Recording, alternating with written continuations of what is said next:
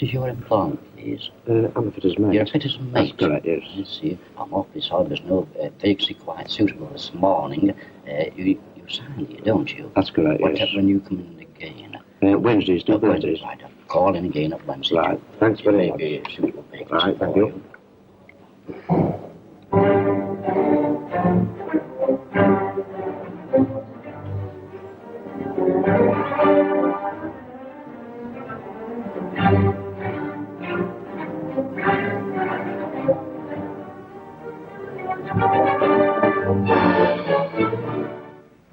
The unemployed. They are not such a burning political question as they were at the beginning of the year. The numbers of those out of work are down, and perhaps the general election's a little further away. And it seems to me that this is the right time to examine this whole problem as dispassionately as one can. Is it, for example, a mainly political problem? Can any political party really guarantee that unemployment shall never rise above a certain level? And is the right to work, which I think we all claim, a right that can always be met? Because, of course, when we think about the right to work, we mean the right to work at union rates or at whatever rate of pay we think is a living wage. And in a country which has to sell so much abroad, it may not always be possible for this rate to be met. Other people may not buy what we make. Now, I think the people who think most deeply about these things are probably the economists, because they study how we make and spend our money. So before going out into the country, I talked to two of the younger economists in London, Mr. Neild, who edits the National Institute's Economic Review, and Mr. McCrae, who is an assistant editor of the magazine called The Economist. Well, I think those who are unemployed are performing a not often understood service for the rest of us, and that they ought to be paid more for it. You see, of the unemployment we've had this year, some has been due to demand being held down in order to try to avoid price inflation or balance of payments difficulties in a world trade recession. Some has been due to things like Clean Air Act, social advances, but which threaten the jobs of miners who mine smoky coal. Some has been due to automation, which has got considerable advantages creeping on and bringing some automation unemployment with it. Some has been due to awkwardnesses arising from the operation of free trade unions in a free society, the prices out of some markets. Now, I don't know how much the British people want to sacrifice these things in order to get brimful employment. But insofar as we have had some degree of price stability in the last year, and have done rather well with the balance of payments during the world trade recession, and have maintained free collective bargaining, it's the unemployed that have been bearing the burden of it. You mean that we must be prepared to have something like the present level of unemployment sometimes and to pay for it? Yes. Well, I think a certain minimum of unemployment is bound to be necessary, because there are always people changing their jobs who are sick and this, that, and the other, who are bound to be unemployed. And I think that the right object of policy is to have enough jobs to accommodate all those except those who are changing their jobs, are sick, or who are unemployed for quite short periods. I don't believe that one should have more unemployment than that. I think we now do have considerably more than that, and I think that's unnecessary. I don't regard unemployment rising above this minimum level as desirable, or as a desirable way of trying to cure other economic problems. I think that that is wrong. And here I think one thing I'd like to emphasize, that I think where I differ from those who advocate a rather higher level of unemployment for the sake of price stability or the balance of payments or some other reason, is that I think that's a very slippery slope. Once you start advocating unemployment as a means to other ends, you may get led on, because at first a little unemployment doesn't succeed, to have more and more. And experience shows, I think, that a little more unemployment is not enough to produce price stability. Two conflicting theories. The one that unemployment is sometimes necessary and should be paid for. The other that it never need rise above any chosen figure. But first, how many unemployed really are there? Well, many more people would like to work than the published figures show. When dockers have nothing to do, they get fallback pay, and so they don't register. People on short time may have been working the day the census was taken, but not the day before. Women who lose jobs often don't register, as, for instance, in the cotton industry. Do you always work at the same mill? Yes. And when did they close down? About a month ago. Now, are you looking for another job? No, not at the moment, no. Are you registered as unemployed? No, I haven't registered, no. Mrs. Metcalf, are you in work at the moment? Yes, I work at the Oldham Twist Company. Now, is there any danger of that closing down or not? Well, I don't think so. I mean, we're doing short time. You're doing short time? We're doing short time, but I don't think it'll close down. Not sort of, well, they're trying hard to keep it open, I think. How many days a week are you actually working? 4. 4? Yeah. Now, supposing it did close down, would you look for other work? Well, I don't think so. I'm on short time, too. How long have you been on short time? Oh, about 6 or 7 months. Unlike the years between the wars, most of those who want work, instead of being concentrated in large depressed areas, are scattered round the coast. Places like Anglesey, where mechanization on the land has enabled the small farmer to do without hired labor. There are 4 times as many unemployed here as in most parts of the country. In ports like Barrow, where ship repairing has been slack, and where other industries suffer because of the drop in ship repairers' wages. Here there are twice as many unemployed as in the rest of the country. Or in the Highlands of Scotland, which are too remote to attract much industry. Many people have left, but many still cling to the country, even though for much of the year there's nothing to do. Or again, at the opposite end of our islands, a place one doesn't normally associate with unemployment, Cornwall.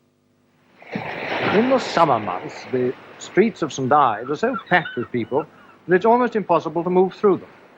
But in winter, it's a quiet little fishing town. And yet the unemployment in St Ives, and in West Cornwall as a whole, is not only seasonal. Tin mining, china clay, ship repairing, and fishing have all declined. There used to be several hundred boats in the little bay, where today there are only a handful. And fishing, like farming, is a way of life it's not easy to change, as was explained to me by Mr. and Mrs. Kerr. What's happened? Why is the fishing so much less good than it used to be? Well, it's really, it's less fish. Why are there less fish? Well, we blame the trawlers. Deep sea trawlers? Deep sea trawlers, yes. And the pilchard season, really, I think it's for the lack of buyers. We don't get enough buyers. We only got the one buyer at the moment. But the deep sea fish, if you could catch them, you'd sell them, would you? Oh, definitely, yes. What do you feel about the future? Are you going to stick to it? Well, we've got to, you see, because our life is into it. You own your boat? We own our own boat, yeah. 3 brothers. And we just can't do anything else. Would you take an odd job if there was one, or would you simply stick it out? Well, we should stick it out, definitely. Mrs. Kerr, are you born in Cornwall? Are you a Cornish woman? No. Where do you come from? St Helens, Lancashire. Would you like your husband to leave Cornwall and go and look for a job elsewhere? Well, no, because I know George couldn't work ashore, because he's never worked ashore. And he couldn't do it. Do you ever go out fishing with him? Dear life, no, I'd be sick on dry land. No, I couldn't. What about your children? You've got 2 boys. Do you hope they'll stay down here in Cornwall and get a job here, or do you like to see them move into the rest of the country?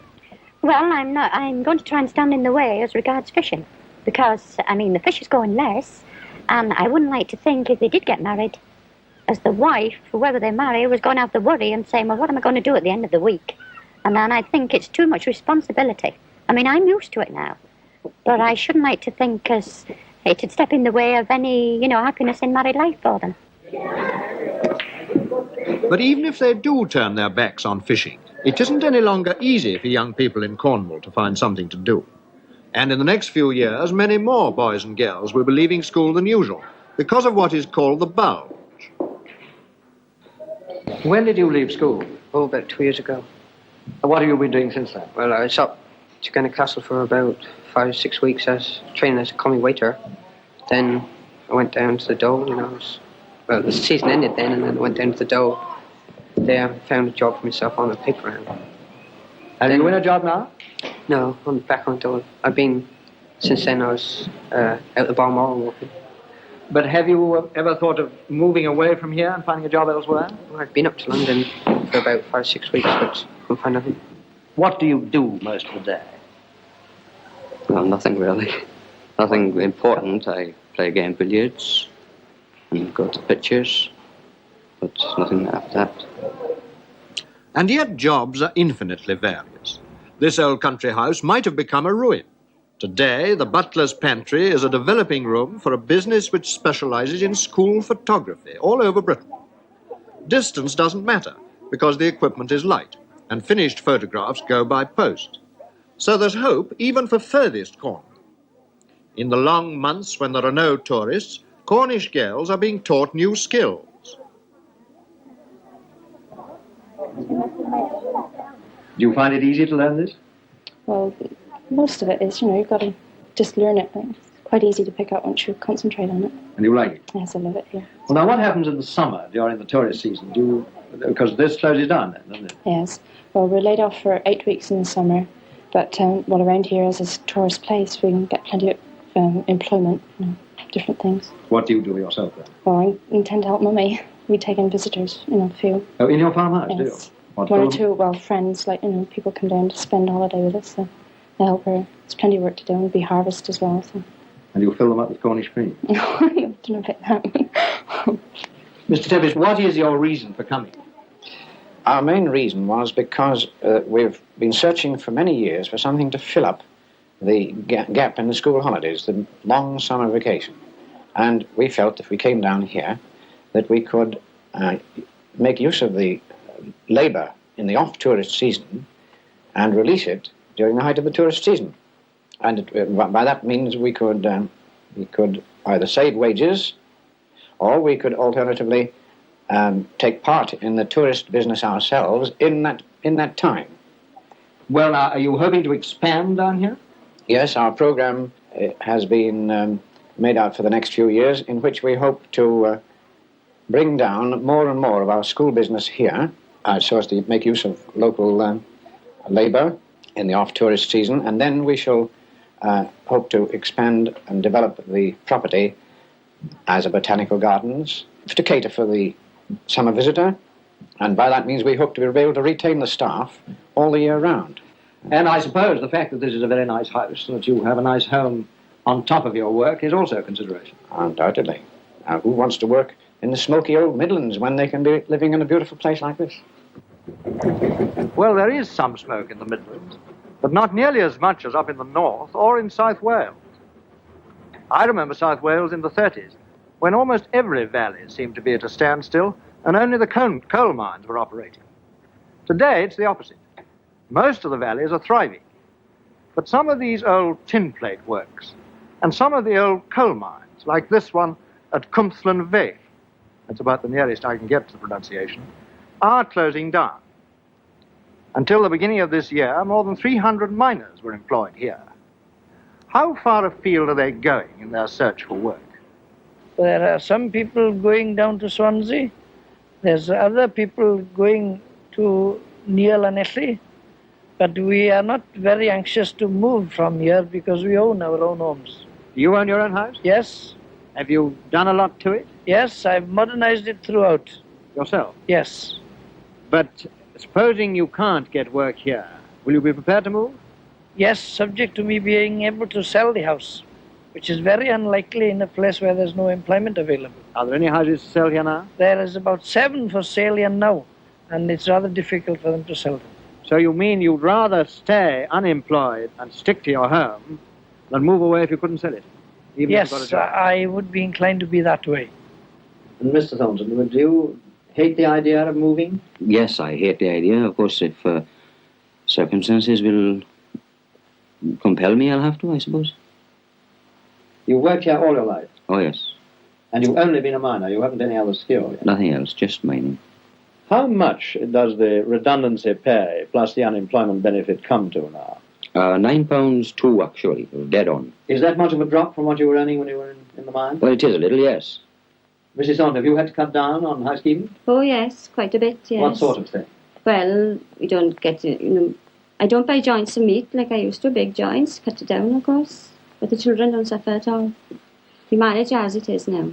But when the redundancy pay ceases, if nothing has come here, won't you want to move then? Well, I'll have to be pretty hard for me to want to move. I don't want to move. I know everybody. Everybody knows me, and my family live here. And, I've been brought up here. I don't... And you like the valley itself? Yes, I love it, yes. I mean, I go for, especially when the weather is a bit different when it is now at the moment, I go for walks up the mountains along here. Nothing to beat it. And you'd really hate to? Oh, I would hate. All my friends around here, I mean, if I had to move, probably they'd have to move. We'd all be scattered. Got a lot of fun together now. We'd never get that again. Like St Ives, Llanelli is remote, and because it was a tin plate centre, has been harder hit than other Welsh towns. Has it got an industrial future? Its mayor is a schoolmaster. The boys who left now at Christmas time can only find jobs which are really dead-end jobs, jobs in garages, pouring out petrol, or jobs taking around errands for shops, or jobs of that character. And these are boys of a pretty high standard? Oh, quite a good standard. The boys who some 3 years ago would find work in industry very easily. What about apprenticeships? Are there very few available? Very few. Last year there were only 25 apprenticeships available in the whole of the area. Well, now what do you want them to do? Or shouldn't they go out into the country and hitchhike their way around and find jobs in the north or in London or something? Well, if that happens, that will depopulate our area. It'll ruin our cultural pattern. It'll mean that the town ultimately will lose its best people, its more vigorous people, and the town ultimately will become populated by old people and people who perhaps will not be so ambitious. Now, I don't want to seem unsympathetic, but if one was looking at this very coldly, is not that bound to happen? Why should any industrialist come down here? What is that you have to offer to induce it to come? Well, we feel that we have so much to offer them. We feel that here you had an industrial pattern for over 200 years, that some of the great English industrialists came into this area and made their way here very well. And we feel that we have some 700 acres now of land available for factories. We have some 28 million gallons of water, which is spare each week, which will never dry up even in the driest of summers. We have factory sites with gas and electricity laid on. We're on the main railway line to London and other parts.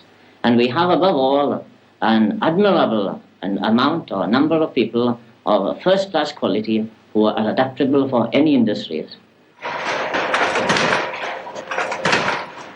At the moment, I'm in Dundee, which is the centre of the jute industry. And jute is the textile, the thread, that makes all the sacks we use for harvesting, any sort of sacking. But today, sacks are giving way to new forms of paper bag. Bags for fertilizer, for cement, even for coal. And so jute has declined. By the beginning of this year, 1 person in 20 in Dundee was out of a job. Less than some other parts of Scotland, but a lot for one town. And of course Dundee too is remote. New industries have come and more are coming, but their development takes time, which for those who are waiting can mean real hardship. Do you own your own house? No, I don't own one house. Is it a council house? Yes. What sort of rent do you have to pay? £2.9. And you're paying that now on benefit, are you? Yes. Doesn't leave much over, does it? No, it leaves me £1.11, I think, or £4. Have you got a lot of hire purchase payments to meet? Well, not a lot of hire purchase, but I do have hire purchase. And you can put those off for a bit, can you? You just have to put them off, nothing else for it. Now, are you hoping to find another job soon? Do you think you're going to? Well, the way things are looking just now, I don't think of anything just now, but of the building trade, I may have a chance of having a job in the building trade. You aren't a skilled? No, I'm not skilled, I'm just a labourer, more or less. But you haven't much hope of jute? Not at the moment. The way things are looking just now, anyway. Near a short time, more or less. Now, supposing building didn't pick up, would you think of leaving Dundee and looking for something nearby? No, I wouldn't leave Dundee. Not on any account? No, I wouldn't leave Dundee. Oh, the money's better now than what it was years and years ago. How much have you been earning lately? Exactly £8, 5 and 6. Well, now, what do you think the prospects are now? Are you hoping to be taken back again? Oh, yes, yes. You think you will be soon? Oh, yes. Are you going to look for anything else meanwhile? Well, maybe in a week or two I will. What sort of job might you look for? Or the jute. Be what? The jute. Jute again? Jute again.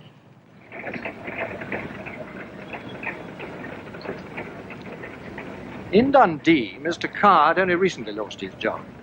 But here in Merseyside, unemployment's a much longer standing. The dockers aren't on the register, but there are a good many days when they've nothing to do. And there are several thousand other men. Ship repairers, merchant seamen, transport workers, engineers, even people in the catering and distributive trades, who've been out of work for many months, and some of them for as long as 2 years. And yet Merseyside's a place into which a great deal of new industry has been brought since the war. In the last 10 years, 40,000 new jobs have been created by firms which have never been here before. It's a rather puzzling problem. I asked the secretary of the Liverpool Chamber of Commerce, Colonel Burford, why he thought unemployment was so persistent. The main thing is a very high birth rate. For whatever reason that happens, I wouldn't know, but it does. But the result of it is that what would have meant a substantial cure in unemployment in other places has just about kept it, unfortunately, sort of steady here. You mean you've got a much higher rate here than the rest of the country? I wouldn't know about the rest of the country, but it is extremely high. Well, now, what are you hoping to do? Do you intend to try and make people move from here, or are you hoping to attract still more industry in?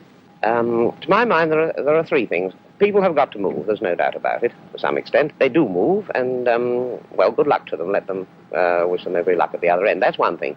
Then there's got to be, let's call it a stimulation of demand, more demand for the existing products and the existing factories in this area generally, so they can take on more people to add to their present staffs. And on top of that, one does still want more people to come here. You mean you've got a lot of people who are not using their capacity to the full? A lot of people are not using their capacity to the full. For the first time, we're inland. Like Dundee, Nelson in Lancashire is a town that has grown around one industry, cotton weaving. But as the industry is modernized, scores of old mills are closing down. Unless they can sell their homes, people are reluctant to leave, although there is work in other parts of Lancashire. For older people, who've been in the same mill since they were boys, the change is especially hard, as for Mr. Parrington. Well, I applied for a part-time job under the education department at the schools. Well, there's no vacancies yet. And I went to the Labour Exchange last Friday, and he said, well, I can't find work for the regulars, never mind part-time. Anyway, he took my name and address, and whether anything will turn out or not, I couldn't say. What'll you do if it doesn't? Will you try and sell this house and move? Or? Oh, no. No, I'll have to just carry on and do the best we can. If the pension had been a bit more, 50 shillings like nothing nowadays, is it? It could have been a lot better. And then another thing, the cotton trade has been short of a pension scheme, like other industries. It hasn't had it? No, I've never had a pension scheme. Well, I think myself it's been a big mistake.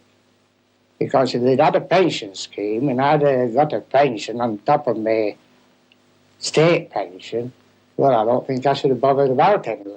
I think I should have been able to manage. I think three things have already become clear.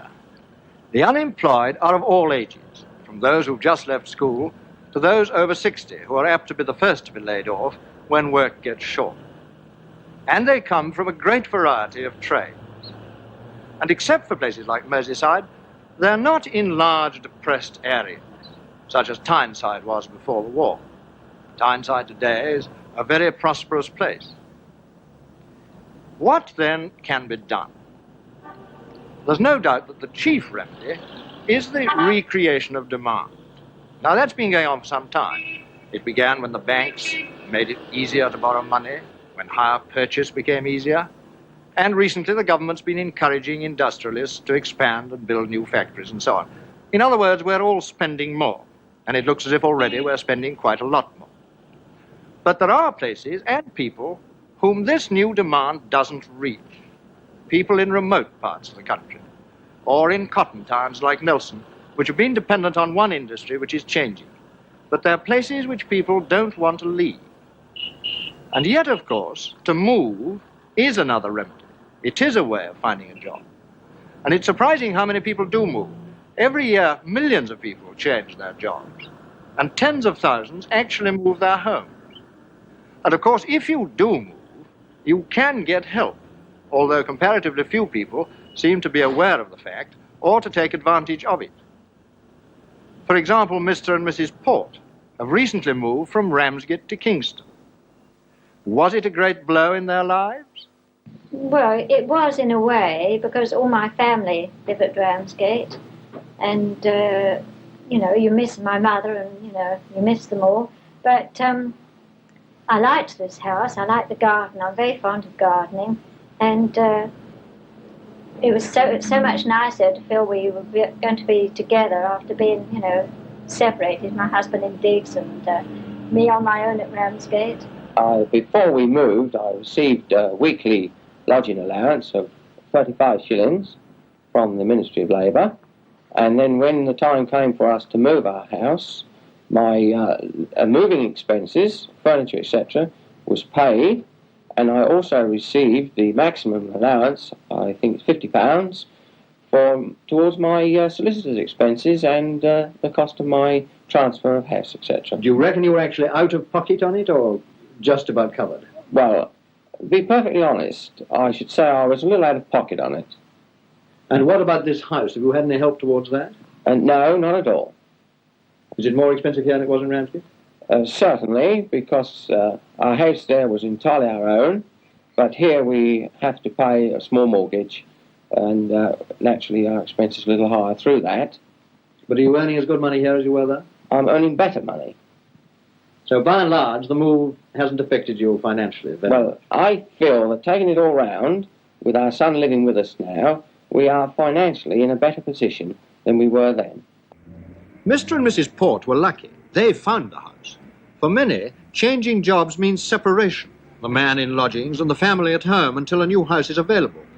And so, the counterpart of the movement of people, industry itself is encouraged to move, or to expand where people are, as for instance in Scotland. This hotel has just applied for a grant to enable Strathpeffer to develop as a spa and help expand tourism in the Highlands. Under a recent act, any firm, large or small, can be lent money by the Board of Trade.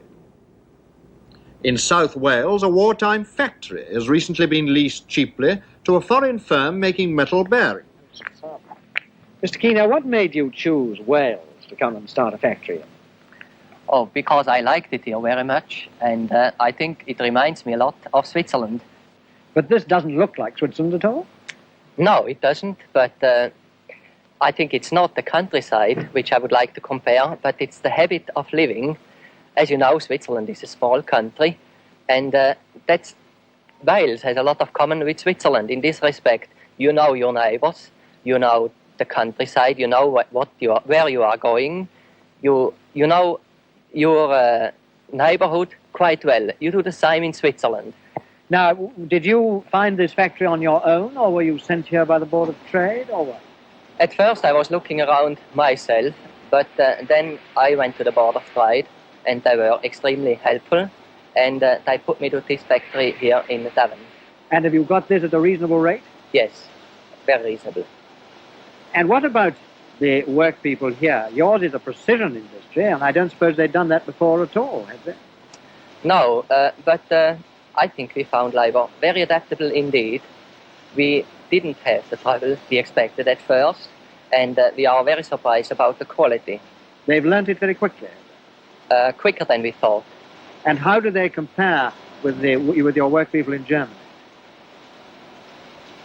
I think they are even a little bit better in productivity. I would say slightly better than on the continent. That's very interesting. Even though they've only been at it for a few months? Yes. Does that mean that you hope to expand here if all goes well? Oh yes, definitely. I think we have every reason to believe that we can expand. In Wigan, where a rayon factory has closed, the Reed Group, which has 10 other factories in different parts of the country, has moved in. They make corrugated packaging. But what made you choose this pathway? Well, in the first place, there was unemployment here, and we have experience of the labour in this area, and we thought it was quite suitable for us to expand here. Now, how many people are you likely to employ here when you're in full production? Well, immediately we shall employ 350 people. When we're in full production, we shall employ approximately 800. Is it more women than men? Or? About 50-50. So you'll employ more than the people who were here before? Oh, undoubtedly. Twice as many, I would say. Now, do you have difficulty in persuading your executives and key staff to come and live up in this part of the world? Not at all. Our senior staff are quite flexible in this matter.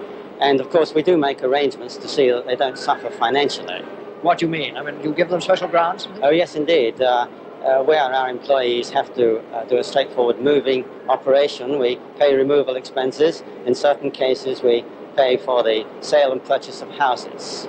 And this has nothing to do with the sort of national schemes. This is simply the company. This is the company's own arrangements. Have you had any help from the government at all? In the case of this factory, we have had the transfer of the factory expedited, and that's been very useful to us, but no financial help in this case. But the problem is not only to take industry where unemployment is, but if possible to anticipate it. Bristol is not yet a scheduled area, but because rockets, missiles and jet propulsion have reduced the number of aircraft that we need, many people fear it may become so. Speaking for the men down here and myself, the security of this seems very poor at the moment. We are on our last Britannias at the moment, and we just can't see anything in the future.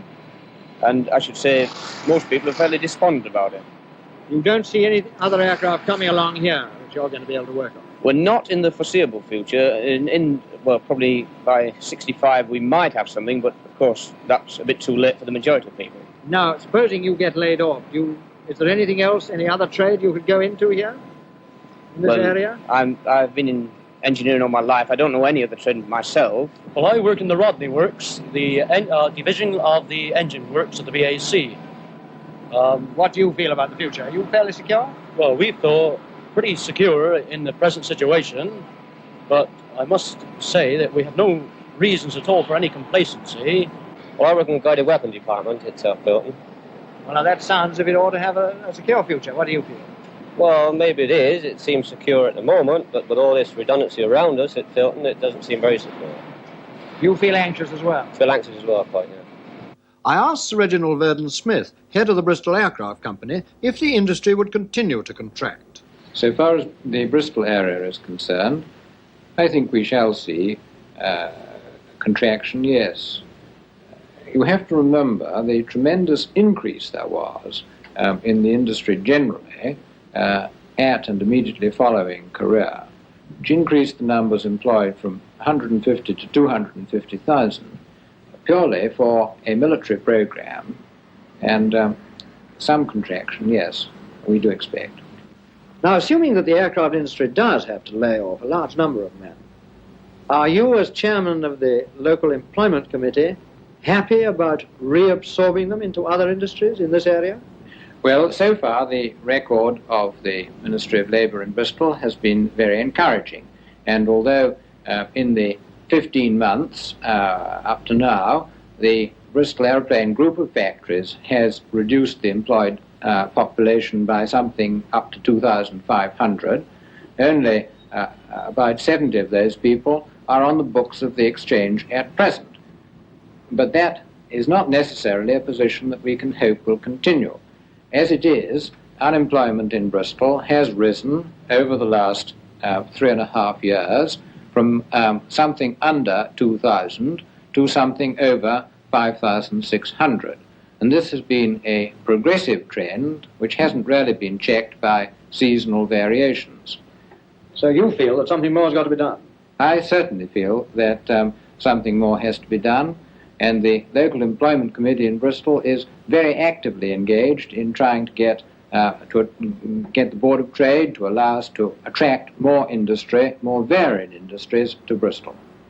Are the inducements allowed under the Distribution of Industry Act enough, do you think, or do you want special measures?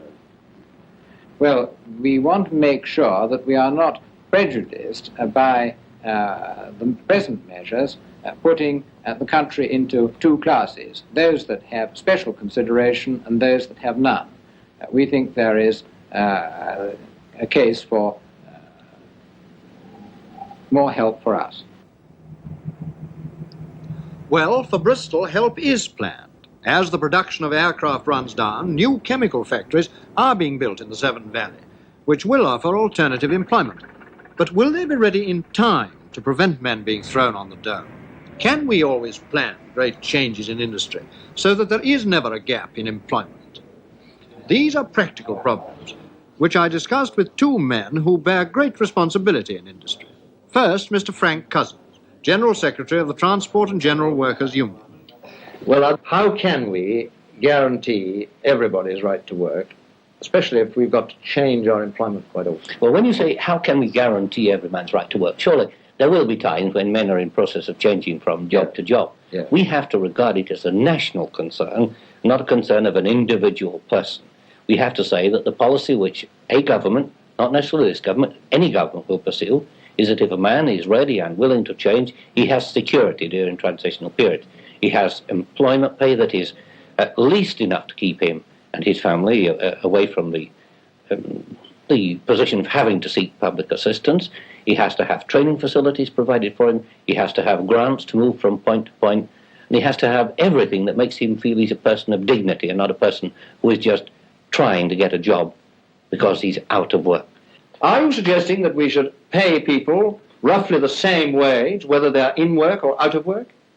Yes, it's because I've been saying this for a number of years now, that we cannot afford people to get into the position where they try to maintain a job that is obsolete.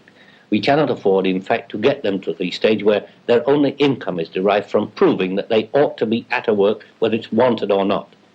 Their income ought to be coming from either work or trading for work that is required by all of us. Are you at all afraid, though, of creating a class of people who will, in fact, get paid for not working? No. No, of course, we tend to look at all these things in the atmosphere of present day. That is that a man is regarded, if he can get a living without doing any work, as rather smart. But it's only because it's in the background of the present circumstances. If we adopt the idea that the responsibility of all of us is to ensure that we all have a better standard of living, then the man who is temporarily moving from one job to another is entitled to say, it isn't for my affair that I'm doing it, it's for all our affairs, I'm entitled to be paid. But not to sit back on it, and men don't normally. What about the difficulty, though, that you get these pockets round the extremities of this country where it's very difficult to move from or to move industry to? Of course, it's not going to be an easy problem because there's always been a reluctance to take industry to men in those sort of areas because primarily profit motive itself has determined the attitude of employers. They have not been willing to take the long haul from places in South Wales or North Wales into London when they could get trading premises in London or in the Midlands. There's been no planning of industry, and we'll have to face the fact that if we're going to tackle this problem of permanent employment for all of us, we shall have to plan industry. Finally, to one of our largest employers of labour, Lord Chandos. I asked him if he felt that unemployment was bound to recur in some sort of cycle, or whether it could be eliminated.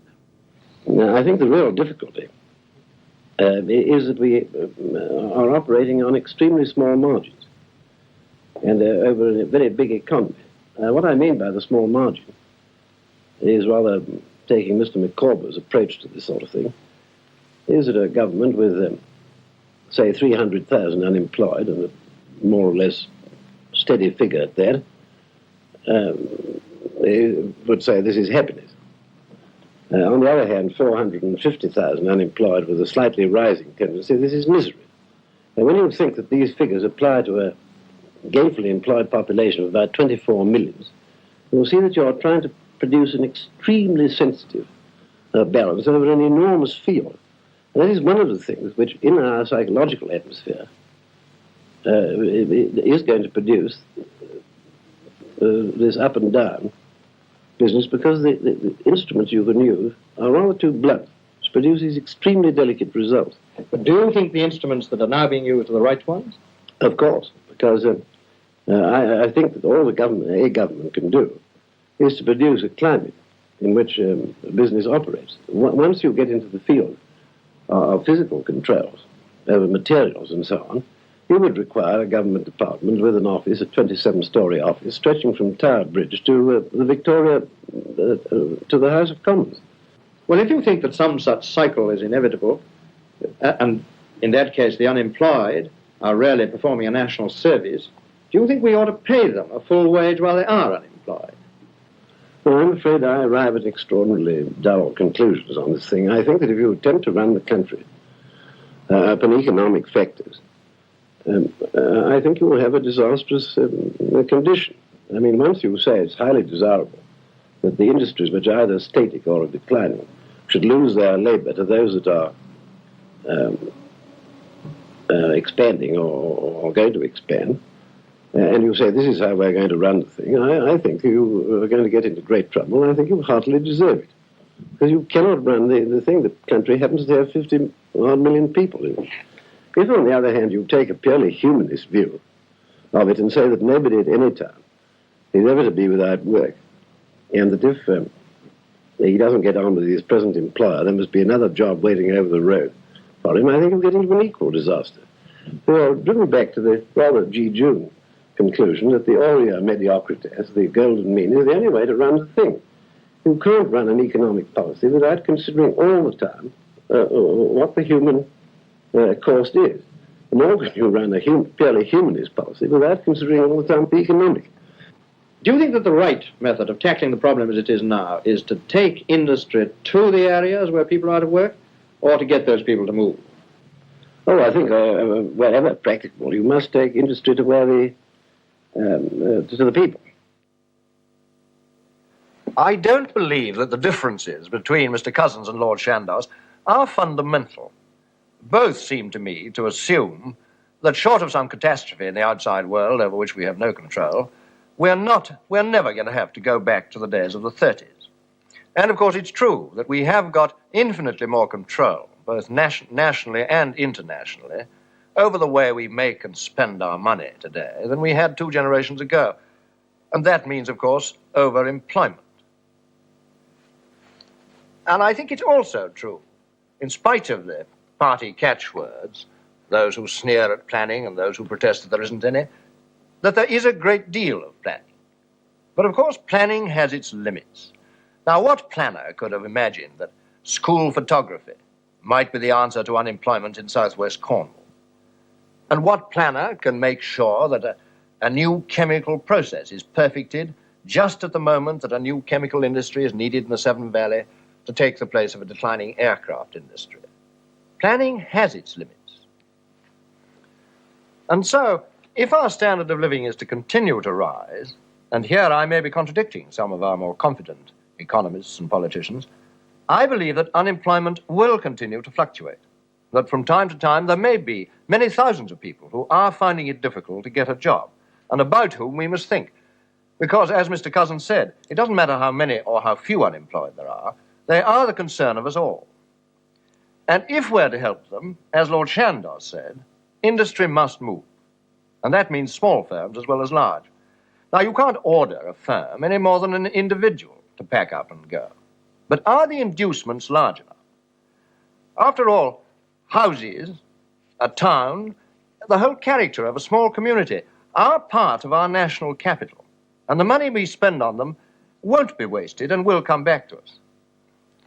I doubt if we can pay people for not working as much as for working. But on the other hand, can we rely indefinitely on unemployment insurance as it now stands? Haven't we got to move on, even from Lord Beveridge? Haven't redundancy schemes, extended notice schemes, schemes for retraining, got to become part of our social security? If we press our claim of the right to work to the point of no interruption, we shall impoverish ourselves. But surely at this stage, we can ensure that the interruption shall not bring misery and humiliation.